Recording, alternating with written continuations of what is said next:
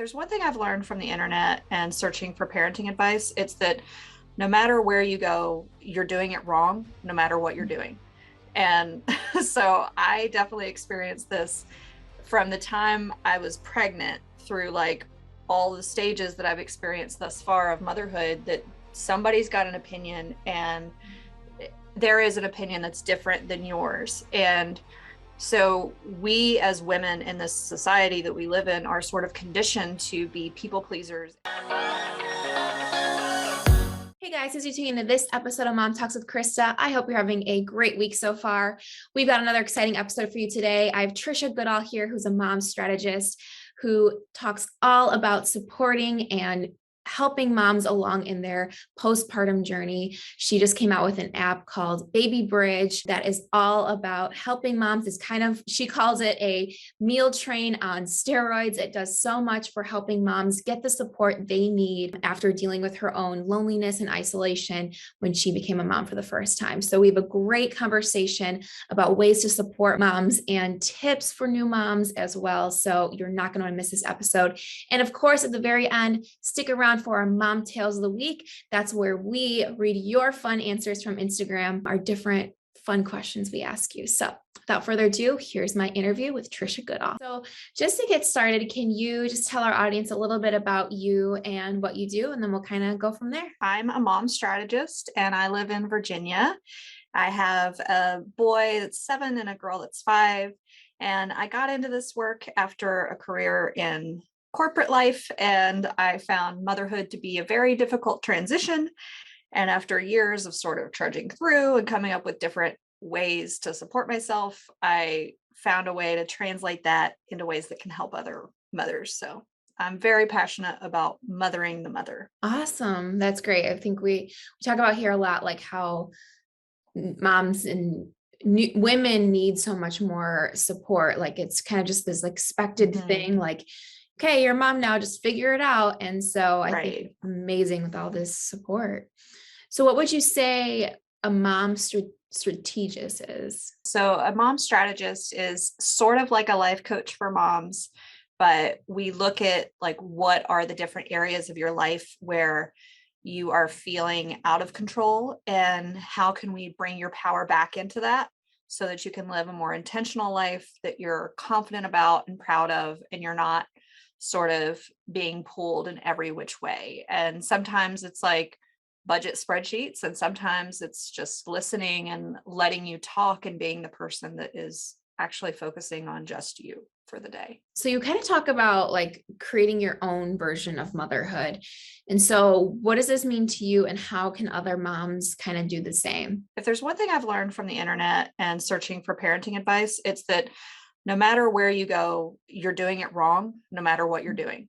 And so I definitely experienced this from the time I was pregnant through like all the stages that I've experienced thus far of motherhood, that somebody's got an opinion and there is an opinion that's different than yours. And so we as women in this society that we live in are sort of conditioned to be people pleasers, and we're conditioned to sort of forego what we want, to the point that like as a successful woman, especially in like school or corporate world, you're measuring how well you're doing based on the feedback you're getting. And so it's not coming from this internal place. And so when we become mothers, it translates into like, you need someone to tell you that you're doing a good job, but we don't get that in motherhood. You don't get performance reviews for being a mom. So it's about getting in touch with who you want to be, and not necessarily like who your mom thinks you should be, or your mother-in-law, or like Karen up the street. Like you don't have to like do all the things. And it's like getting confident in your choices, so that we also, because it can also come out sideways and we can become judgmental of other people that are differing from us. And that's not helpful for anybody. So the more we can be true to who we are, and it's hard to be true to who you are if you don't know who you are. So it's a lot of awareness and learning about yourself and discovery. Yeah, we have a Facebook group here, and we always like try to express like, just because someone has a different opinion doesn't mean you're doing it wrong or they're doing it wrong. Like you guys just have different Right. paths and different journeys. Yeah. Yeah. It's so important to like recognize like what makes sense for you in your life might not necessarily make sense for the person next to you. I think we're so quick to be like, they're different, so I'm doing it wrong or they're doing it wrong. Exactly. Yeah. Have that judgment. And I was talking to someone, I don't know, I think it was yesterday, about too, like how a lot of the times like the bullies or the mom shamers are somehow feeling insecure about maybe a choice they're making or someone made them Right. feel bad, and so then they're like, well, I gotta, push it back out. And so I think a lot of like insecurity or shame comes from shaming others and judging others. Absolutely. I totally agree with that. Yeah. Yeah. And so, how can moms, you talk about reclaiming their power in motherhood and kind of understanding what, having that like self awareness and being like, okay, what works for me? So, how can they reclaim that power back? Yeah, and there's a lot to say about that for sure. I think the easiest way to summarize that is to sort of break it into two parts. And the first part being that awareness and getting to know yourself. I talk a lot about boundaries, and it's really hard to set and hold boundaries when we don't fully believe in it. Like we're not fully bought into it. We're just doing what we think we should do. So it's a lot of investigating what are the voices that are in your head. And that's not to say that it's your fault necessarily, like it's not a blame game. We're just sort of approaching it like an anthropologist with curiosity of just what is there? What are the internal voices and where are they coming from? Is that really my voice or is it my mother's or Little Mermaid? Like, where Mhm. did that voice come from? And so it's a lot of deep investigation of that to kind of get to know who you are, to really understand where can boundaries be really supportive for me and Mhm. what sort of changes do I need to do. And sometimes it's a shift in your mental state rather than like a shift in what you're actually doing. I Mhm. worked with one mother who felt like she was a terrible mom and she was super stressed all the time. And there was a lot of things going on with her. But what she discovered over the course of working together was like all the things she was judging herself for, which was like, well, I order takeout too much. I don't keep the house clean enough. And like, I'm struggling to like have time to like manage all the household finances and make sure that like at any given moment, I know the exact balance of all of our accounts and all this different stuff. And like, she came to like, uh, these things that I'm stressing about, anybody can do that for my family. The things that nobody else can do is the love and like the support that I'm giving to my children. And so for her, she didn't really change what she was doing in her day to day, but her mindset completely shifted and she experienced this like freedom from it. Mhm. And I love seeing that. It's like so beautiful. And so for her, it took a lot of like investigation and like, why is takeout bad? Why don't you have time? And it's like she was making choices, just felt like she didn't have agency in those Mhm. choices, but she was choosing time with her kids over cooking. And like, Mhm. that's a great choice. I mean, whatever you want to Yeah. do. But so the second part of it is going back to the first part. A phrase I like to use is like aggressive self-care, Mhm. because like the world is not going to care for us. Everything falls Mhm. to the mom. And so in order for us to have time to do this self-reflection and evaluation, we have to make time for it. And that means we let other things go. We say no to things. We don't take care of everything for everyone else all the time. Mhm. And we have to be aggressive about it. And it doesn't mean being a jerk, but it's like for me, I like time away. And so I don't wait for my partner to say, it seems like you need time away. I'm proactive about it. And I don't ask permission to go away. I'm just like which weekend works best for you, this weekend or that weekend, for you to Mhm. watch the kids all weekend. And it doesn't, like, you do need support for that, but it's not being afraid to take up space. Mhm. And I think the second part is sometimes harder for people, which is like letting your standards drop. And it might be like, oh, I didn't want to do the PTA anyways, so I'm not going to do it. And that's easy to do. Mhm. But like, it could be something that you actually really care about. Like, maybe you really care about cooking dinner every night, but by cooking dinner every night and doing all these other things, you don't have time to focus on you at all. So maybe Mhm. you need to let that standard slide. And I use the example of like the trope of dads a lot because dads get like a bad rep of like, oh, dad's in charge. He's just going to order pizza. And really evaluating like, why is that bad?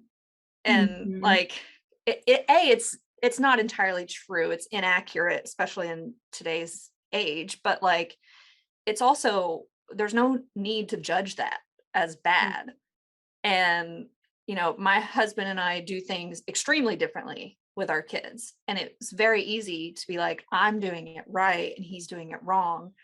Mhm. But like where there's communication, I mean, that's more of a side topic. But the point being, like, sometimes the standards have to slip for us to have space to really come into that power. And it's like, you may find that the standard that you let slip is actually too important for you, but Mhm. you're making that intentional choice and you have power there and freedom. So you're not beholden to all of these like shoulds from all these places.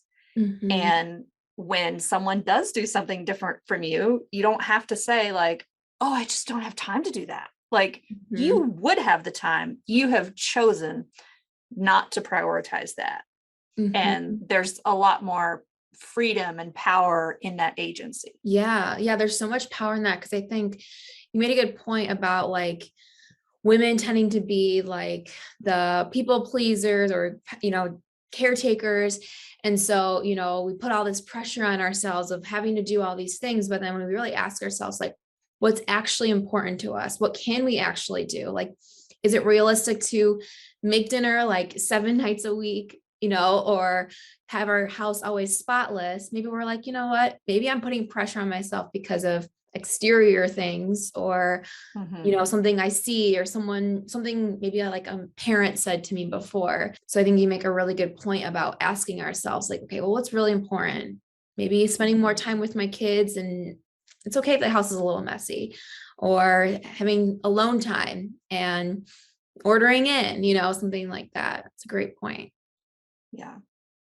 Definitely. So you also talk about your own kind of journey and dealing with isolation and loneliness when you first became a mom. So, what was that like for you, and kind of how did you cope through that? And what other advice would you give to moms kind of in similar situation? I just remember when I was pregnant, like, there's this like glow, and everywhere you go, people are like, "Oh, how are you?" And I felt so seen and it felt so nice. And when I had my first child, it just felt like I disappeared. Like, Mhm. everyone wanted to know how the baby was and everyone wanted to hold the baby. And I did have support. Like, I had people stop by and bring a meal and these different things, but like I still felt like I had gone from being like the main character to the supporting cast, and Mhm. like not even that, even just like the backstage prop person. Mhm. And so it was very jarring for me to go from, in my corporate job, I worked on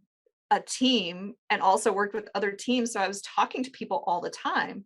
And so that like maternity leave period, especially after my husband went back to work, like I was home alone all day, every day with this baby.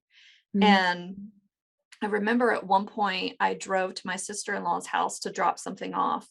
And she opened the door and she was getting ready to host like a women's group. And so she opened the door and took one look at me and was just like, "How about you come in and sit down?" And I was just like, "No, I don't want to intrude."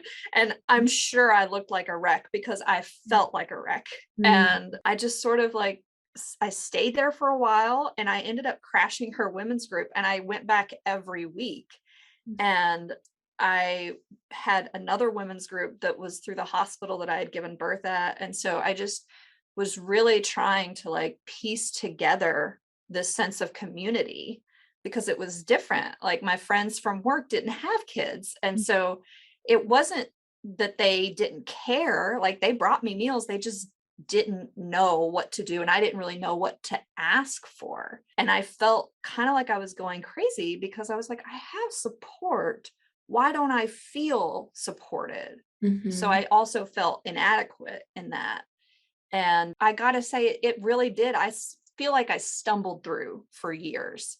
Mhm. And then several years ago, I experienced sort of this breaking point when I was forced into like doing a lot of really deep personal recovery work Mm. and just realize like I could have really used this, like just in becoming a mother, not even dealing with like what I was dealing with at the time, but like that self discovery would have been so nourishing to me. Mhm. And it's interesting because at some point I would try to go to play dates with my kids, not really for my kids, just for me to have interaction.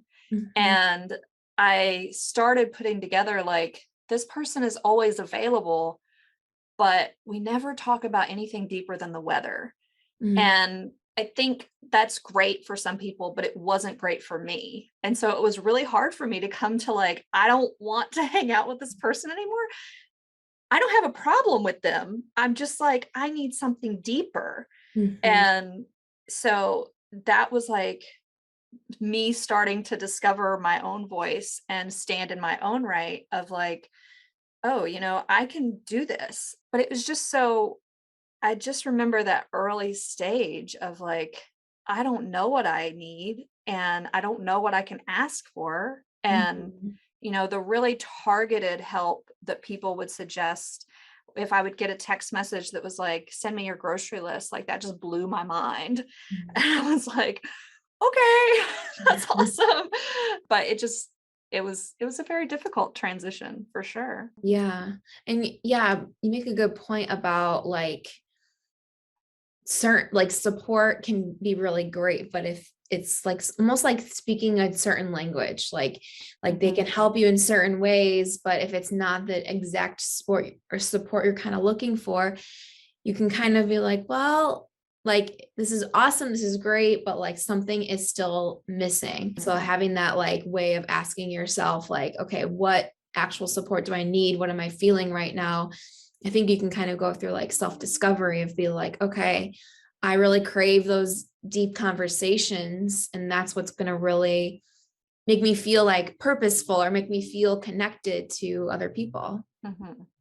Yeah, for sure. And so I know we also want to talk about, you just launched an app called Baby Bridge. And so tell us a little bit about what this is and how people can get it. I am so excited about Baby Bridge. So it is, in general, it's a software platform and it's just through, it looks like a website right now. It's babybridge.app. And it really addresses that need of what kind of support someone needs.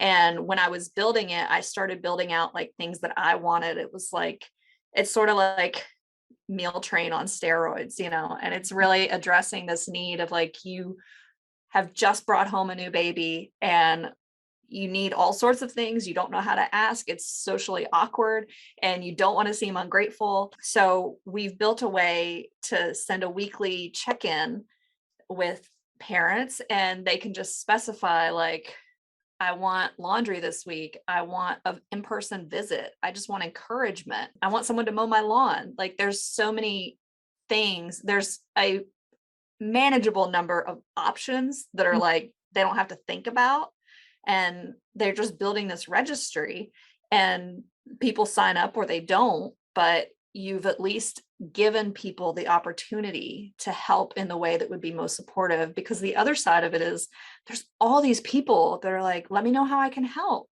and they Mhm. really mean it, they really want to help, Mhm. but that communication, we're just smoothing that out with this app. And one of the reasons that I put in lawn care is an option, like that didn't come into my head as a thing. But I remember we were visiting a friend that had just had a baby. My husband and I were visiting, and I'm holding the baby and we're chit chatting, and he just looks out the window and is like, "Can I mow your lawn?" And I was like, "What's wrong with you? Why are you asking that? Like, that's like crazy talk." And their response was just like, "Oh my God, no, yes, would you?" And like, they were so touched that he was willing to do that. And I was just like, "Oh, okay." Like, even though, like, because we're all so different, we all need different things. And so I really wanted to make something that really allows people to ask for what they need. And we also have the functionality to send stuff. So if grandparents live in Texas and grandkids are being born in Virginia, you can pay to have their lawn mowed, or you can pay to have their house cleaned. And so we're trying to really help build that community.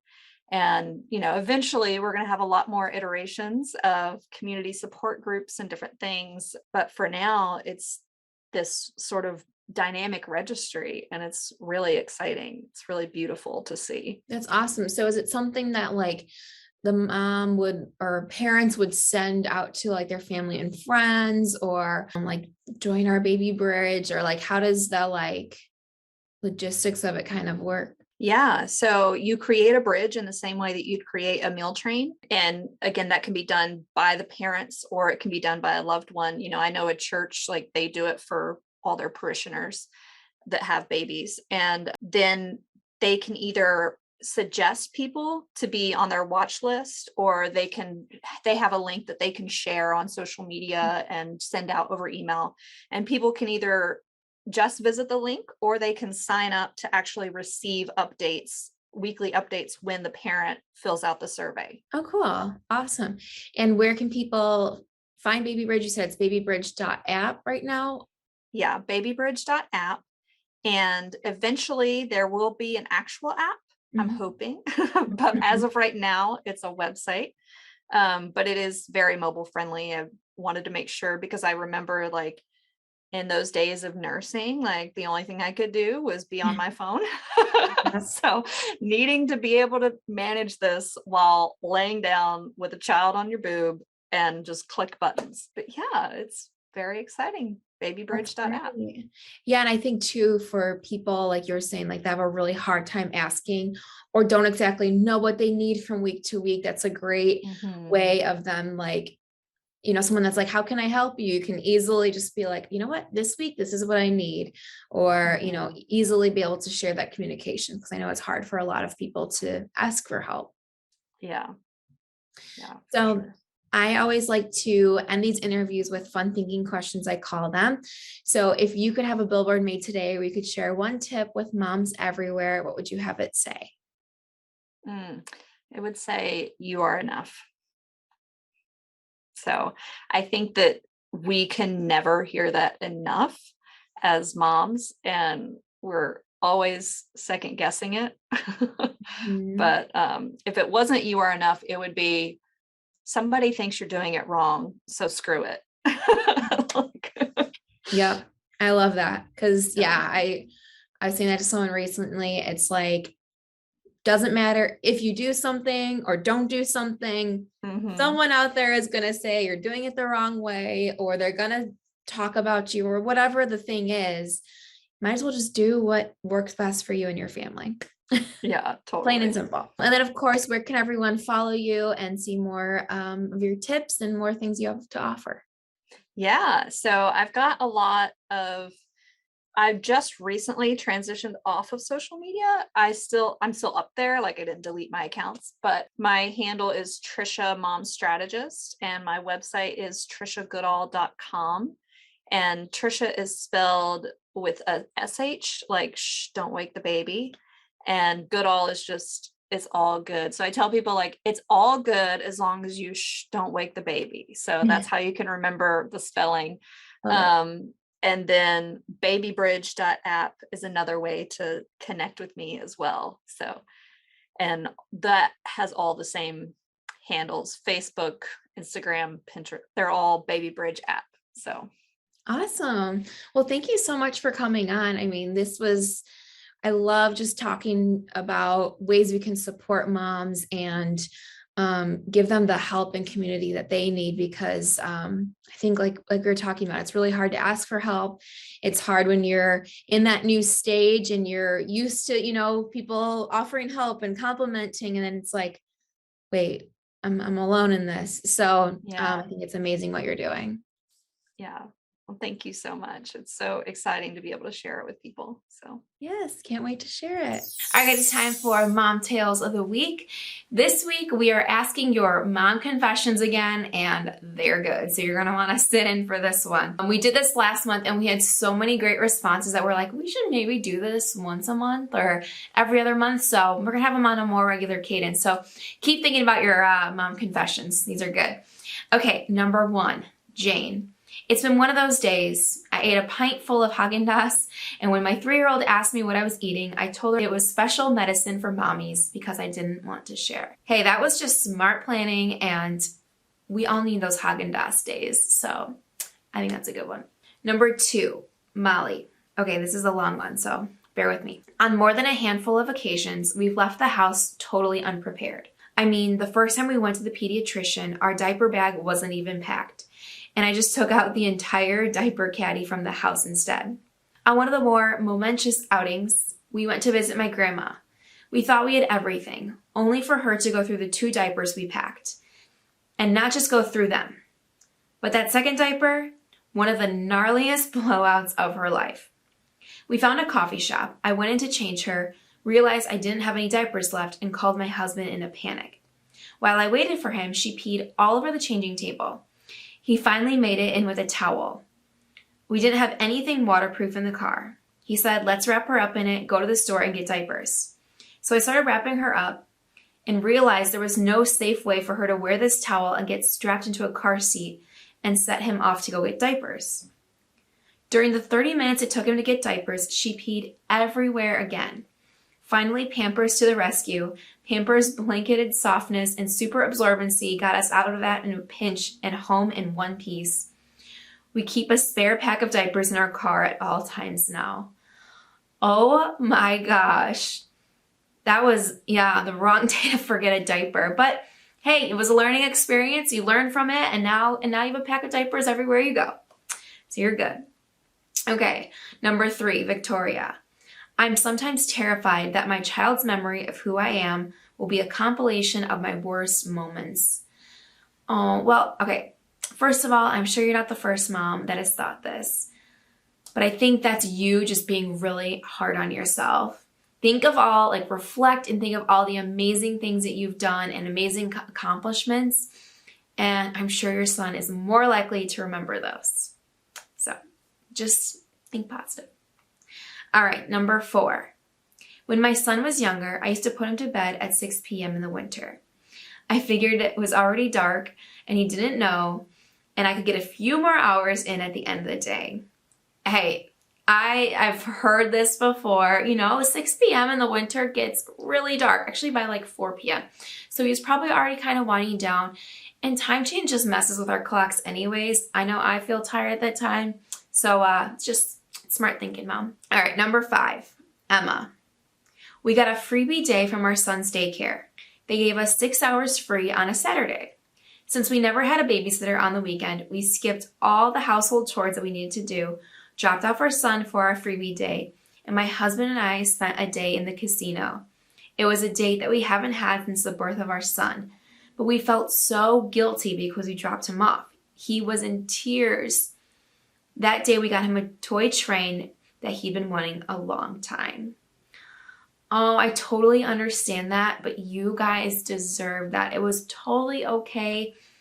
And I think it's so normal to have that mom guilt or that parent guilt when you do something fun or do something for yourself. But it's so important to also build on your own relationship with your partner. And, he's not going to be like, oh, there was that day that mom and dad dropped me off, it'd be okay. So I think that is an awesome thing that you guys did. It's okay. It does not make you a bad mom. In fact, it makes you a good mom because you're spending time on yourself as well. Awesome. Well, that's all the confessions I have for this month. Like I said, we are going to be doing these more regularly. So think about those confessions. You can also comment on our thread on Instagram and Facebook. All right, guys, thanks for tuning in, and I will see you next week. Hey guys, if you found this or any episode of Mom Talks with Christa helpful, please like, comment, subscribe, and of course, share it with your friends. We release new videos every single Wednesday, and our new podcast is out every single Thursday. So lots of different ways you can catch us. And of course, if you're not following us on our socials, go ahead and follow us there. We've got tons of new content for you every single day. And finally, if you're watching this and doubting yourself, you're doing a great job. So thanks so much for watching, and I'll see you next week.